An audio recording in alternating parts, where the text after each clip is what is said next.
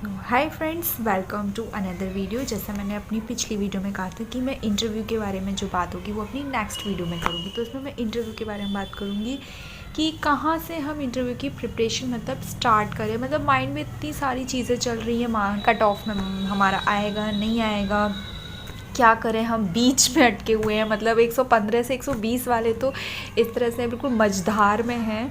तो उस समय इनके दिमाग में बस यही चल रहा है कि क्या करना चाहिए क्या नहीं करना चाहिए। तो उसके लिए मैं एक आपको बता रही हूँ कि कहाँ से मतलब इंटरव्यू की जो प्रिपरेशन है वो स्टार्ट।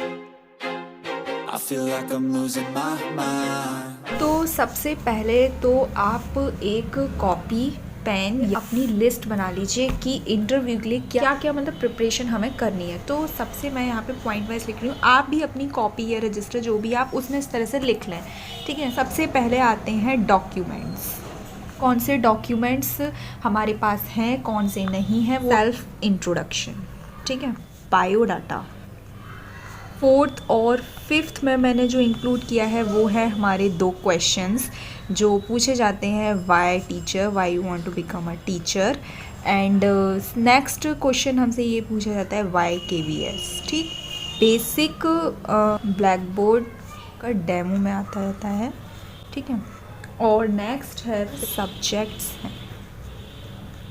ठीक, देख सकते हो आप लोग, लिस्ट मैंने बना ली है। अभी मैं इसमें 1-2 चीज़ नीचे और भी ऐड करूँगी। तो पहले हमें डॉक्यूमेंट्स, ठीक है, कि हमारे पास कौन से डॉक्यूमेंट्स हैं और कौन से नहीं हैं। जैसे आप एक लिस्ट बना लीजिए कौन से का एफिडेविट लगेगा, क्या है, कौन सा मंगवाना है। तो इससे सबसे पहले जैसे कि हमारा 10th 12th, अगर आप ग्रेजुएशन करे हुए हैं या ग्रेजुएशन की लगानी है तो graduation, and 10th 12th graduation and DLED का रखा है या फिर BEd आपने जो भी कर रखा है, CTET। Last is caste certificate. ठीक है, तो आप देख लीजिए कि 10th में आपकी सर्टिफिकेट होता है और आपकी मार्कशीट होती है, same as it is. Certificate marksheet same graduation में भी आपकी 2 चीज़ होती है, DLED में भी या BEd में भी, और CTET में भी आपका सर्टिफिकेट भी होता है और साथ में उसकी मार्कशीट भी होती है। ये सब चेक कर लीजिए, अगर 10th के दोनों है उस पर टिक कर दीजिए, 12th का है ठीक है उस पर टिक कर दीजिए, ग्रेजुएशन का है ठीक है टिक कर दीजिए। और जैसे DLED है आपकी, इसमें मार्कशीट्स हैं, आपका सर्टिफिकेट नहीं आया तो उस पर आप कर लीजिए कि मेरे पास मार्कशीट है बट सर्टिफिकेट मुझे कॉलेज से मंगवाना है या फिर कॉल करनी है, जो भी है आप उसको लिख लीजिए। ऐसी CTET है, आप मंगवाना है या फिर कॉल करनी है, जो भी है आप उसको लिख लीजिए। ऐसी CTET है, आपने डिजी लॉकर में कर रखा है बट उसका आपको प्रिंट निकालना है। तो ये सब एक आप अपनी लिस्ट अलग से बना सकते हैं। ठीक है, तो जो कास्ट सर्टिफिकेट की मैं बात करूँ तो वैसे उसमें मेंशन था कि जो लास्ट फॉर्म फिल करने वाली डेट थी उससे पहले का होना चाहिए। आप फिर भी अगर अब बनवाना चाहते हैं तो आप बनवा सकते हैं, बनवा लीजिए, क्योंकि हो सकता है वो अलाउ कर दे, बट लिखा तो उसमें यही था पहले का होना चाहिए। ठीक है, तो जो भी है मतलब अपने डॉक्यूमेंट्स तैयार कर लीजिए। ठीक है, बात करते हैं हम सेल्फ इंट्रोडक्शन की। ठीक है, तो जो सेल्फ इंट्रोडक्शन है वो आप अपना पेज पे मतलब जिस पे आपने एक रजिस्टर बना लीजिए। बेसिकली तो यही है कि आप एक रजिस्टर बना लीजिए, उस पर सब पे ये चीज़ें लिख लीजिए और उसी पे आप अपना सेल्फ इंट्रोडक्शन लिख लीजिए कि मुझे ऐसे ऐसे ये लाइंस बोलनी है, ये मुझे हॉबीज़ बोलनी है, ये मेरी स्ट्रेंथ है। मतलब जो भी चीज़ें आपको इंट्रोडक्शन में इंक्लूड करनी है वो आप जो है लिख लीजिए। ठीक है, उसे लिख लीजिए पैराग्राफ में या लाइन वाइज, जैसे भी मतलब आपको ठीक लगे। तो आप अपना प्रिपेयर कर ही सकते हैं, वो तो आपके हर इंटरव्यू में काम आएगा।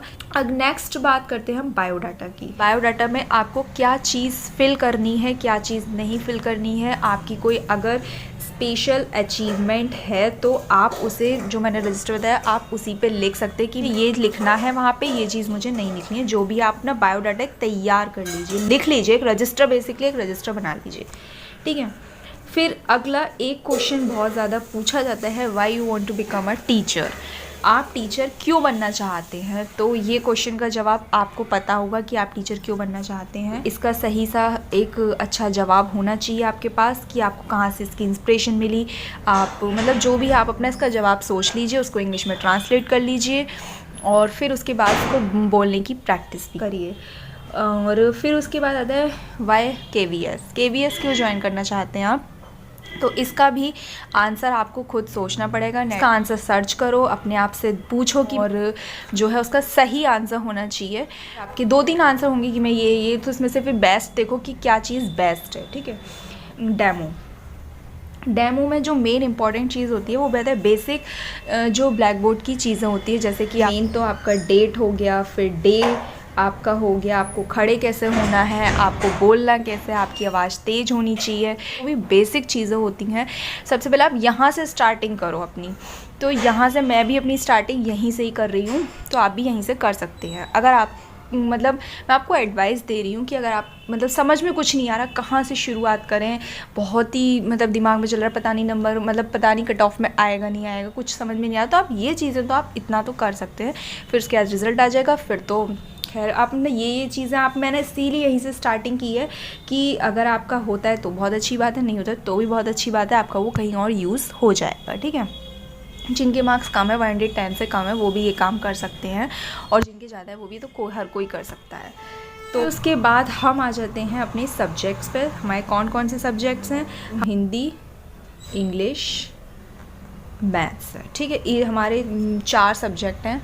तो हिंदी में आपको कम से कम 2 poem 2 chapters same as it is, English में भी 2 पोएम 2 चैप्टर्स, और मैथ्स में आप 2-3 बल्कि मैं तो कह रही हूँ 4 टॉपिक्स मैथ के, जैसे कुछ ज्योमेट्री से कर लें, कुछ नॉर्मल मैथ्स कर लें, मतलब जैसे डिवीजन मल्टीप्लिकेशन, इस तरह से। मतलब मैथ्स में तो बल्कि मैं यही कहूँगी क्योंकि वो कुछ भी टॉपिक दे सकते हैं, तो मैथ्स तो आपकी लगभग सारे ही चैप्टर्स करने पड़ेंगे। लेकिन कहूँगी शुरुआत कहाँ से करें मैथ्स की, जो है एडिशन कैसे सिखाना है, एडिशन मल्टीप्लिकेशन डिवीजन, और मतलब जो भी उनका बेसिक चीज़ें हैं वो वहाँ से आप अपनी स्टार्टिंग कर सकते हैं। फिर उसके बाद एरिया वॉल्यूम जो भी चीज़ें होती हैं वहाँ से।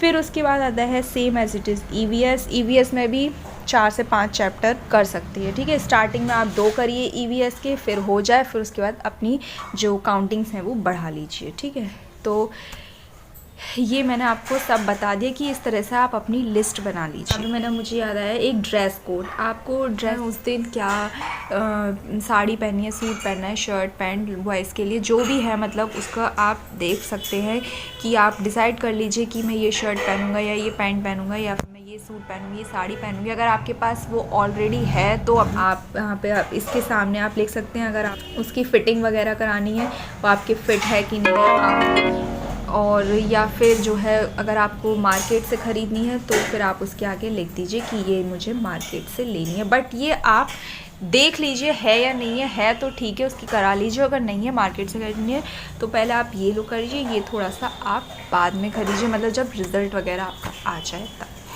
जो भी मैंने डॉक्यूमेंट्स के बारे में बताया है, अभी ये जितना अभी मुझे पता है मैंने आपको बताया है, लेकिन उसके बाद जब जैसे नोटिफिकेशन आएगा या जब उसका पूरा वो आता है कि कौन कौन से डॉक्यूमेंट्स चाहिए तो वो अलग से उसकी वीडियो बनेगी। तो अभी जितना मुझे पता था वो मैंने बता दिया, क्योंकि जब नोटिफिकेशन आएगा तभी पता चलेगा जैसे और क्या चीज़ वो लोग मांगते हैं, तो उस हिसाब से फिर आप अपने उसमें और एक्स्ट्रा ऐड कर लेना डॉक्यूमेंट सकते हैं। अब मैं वीडियो को यहीं पे एंड कर रही हूँ। अगर आप सबको वीडियो अच्छी लगी हो तो प्लीज़ वीडियो को लाइक कर दीजिएगा, शेयर कर दीजिएगा और सब्सक्राइब कर लीजिएगा मेरे यूट्यूब चैनल के लिए।